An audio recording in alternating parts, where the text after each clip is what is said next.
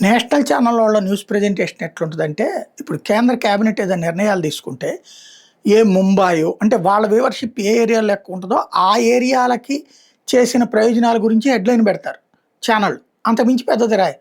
పేపరోళ్ళకి రాసే తీరిక లేదు, ఓపిక లేదు. ఇంగ్లీష్ పేపర్ రాస్తే గాని చదివే తీరిక, ఓపిక ప్రజలకి లేదు. తెలుగు పత్రికలు రాయడానికి ఓపిక కాదు, అర్థం చేసుకోవడానికి కష్టమవుతుంది. వాస్తవంగా నేను క్యాబినెట్‌లో నార్త్ ఇండియాకి ఏదో రోడ్ల గురించి దాని గురించి బ్రేకింగ్‌లు వచ్చాయి. కానీ తెలంగాణకి 7,597 కోట్ల రూపాయల హైవేస్ నేను ఓకే చేసింది క్యాబినెట్. కేంద్ర ఆర్థిక వ్యవహారాల క్యాబినెట్. ఇందులో ఆర్మూరు జగిత్యాల సెక్షన్ ఎన్‌హెచ్ 63 63 కిలోమీటర్లు. జగిత్యాల మంచిర్యాల సెక్షన్ 68 కిలోమీటర్లు. జగిత్యాల కరీంనగర్ సెక్షన్ 58 కిలోమీటర్లు.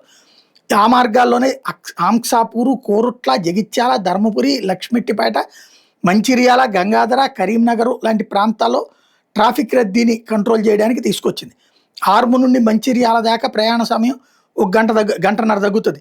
జగిత్యాల నుండి కరీంనగర్కి 45 నిమిషాలు తగ్గుతుంది. 100 కిలోమీటర్ల వేగంతో ప్రయాణం చేయడానికి తగినటువంటి రోడ్లు అక్కడ రెడీ అవుతున్నాయి.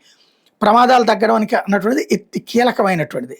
అలాగే 34 లక్షల మందికి ప్రత్యక్షంగా 34 లక్షల రోజులు పనులు దొరుకుతాయి. 42,70,000 మందికి ఉపాధి దొరుకుతుంది. ఇది తెలంగాణకు చేసిన మేలు.